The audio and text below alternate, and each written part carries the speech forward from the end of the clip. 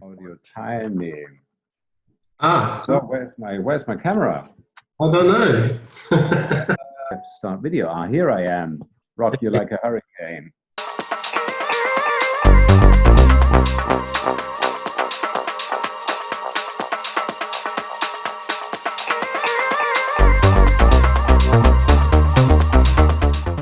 Aha. Good. Hi. Hi there. Good to see you again. Yeah, good to see you again. So I mean, what's this about? What would you like to? we're having chats with artists and DJs. Some friends like yourselves and Walter that would play backyard sessions. But Yeah, yeah. also Oh, by the way, Walter says hello, but he can't join. send my regards to him. Send my Yes. regards. Actually, some of this inspiration of this call or this format of lockdown sessions was actually watching Pete Tong do his Instagram. I don't know if you follow him. He did a thing with LaFleur the other week. Yeah. Yeah, yeah. Oh, she's great. And I think one of the things I've found from like a lot of my friends who do music and just creative photography, video, sculpture, whatever they're doing, they find it tough, obviously, to get work as freelancers. But they're actually finding that they're finishing projects and, like, especially musicians, they're going back in and finishing tracks and releasing. Yeah. Totally. Yeah, first of all, it is a very productive time. I have to say this, but it's in a similar way productive that it has been in recent months because the way we worked, for more than probably 2 years now is that we release more music than we have done in the past. You know, we come from the old school rock and roll times where you produced an album and then you had the singles and then you went on the road and you promoted the album for 2 years and then you came back to the studio and did the next album.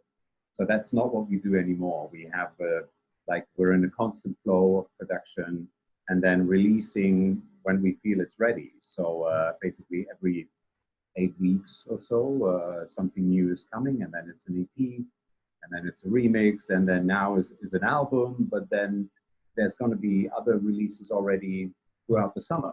And talking about the album, has it changed since the Corona? I mean, when I listen to Dear Future Self, the track, it feels very much like it's like myself listening to my future self, telling myself that the world will be okay. Well, we finished the song, a while ago. It was at the end of last year or so, and at that point, obviously, we didn't know about all the COVID thing.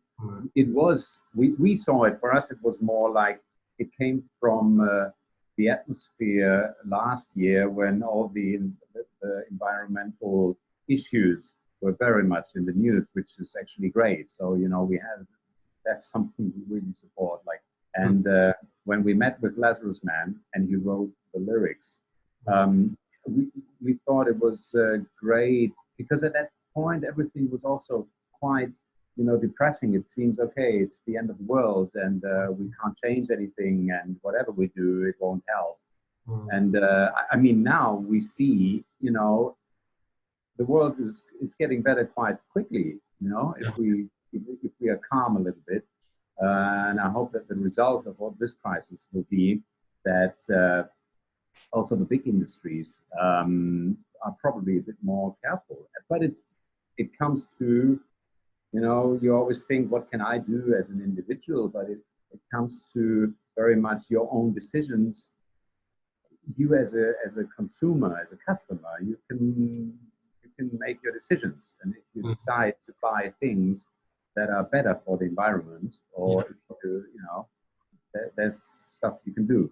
Is there anything musically that you and Walter dream about doing, or is there something down the path that you've already travelled that you're thinking that you maybe want to do something different in the future, or a different style, or a different vibe? Or I see, for instance, you did the playlist of more down tempo stuff as well.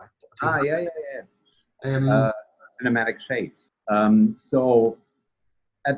the moment, it's we have this period where we love the club and performing in the club and be very electronic and clubby and dancey.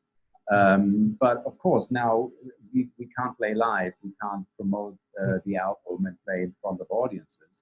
So while we can't do this, we actually you're on a good path there. What you just said. We look into the side of Booka Shade that is like cinematic shades. You know, the more atmospheric stuff.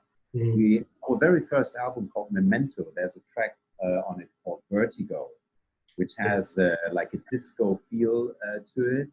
Very dark, very nice as well. And I only recently listened to it again. My son, every now and then, he goes through the catalog because he's 18, 19 now. By the time the stuff came originally out, he didn't hear so much about it. But he came with me to shows recently, and he explores the catalog and also electronic music in general much more now. And he played me the song, and he said, "Oh, I really like this." And I didn't hear the song for many years.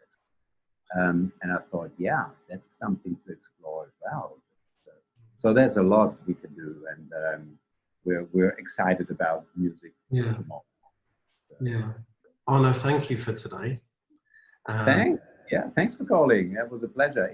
I don't do this this Zooming and also the WhatsApp videos. I don't do it very often, but every time I do it, I think it's great. Thank you very much, Arno. Dear future self, live.